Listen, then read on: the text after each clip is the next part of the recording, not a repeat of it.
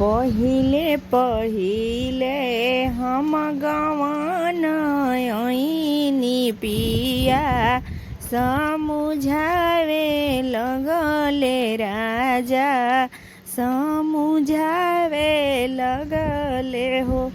ए धनिया हमरे आमा होई झगड़ाहीन उनु कोसे बच के रही हउनु कोसे बच के रही हो।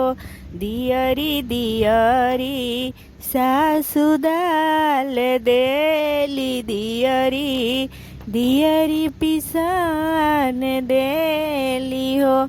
ए बहुआ रची रची पुड़िया पकई हो खनिहारवा हमरो ढेर बाड़े बूढ़ा ऊके बासी रखब बूढ़ा ऊके बासी रखब।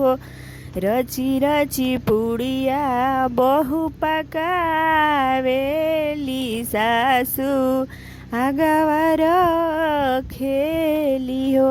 ए सासु आपन खनिहारा वाखिया वहु बूढ़ा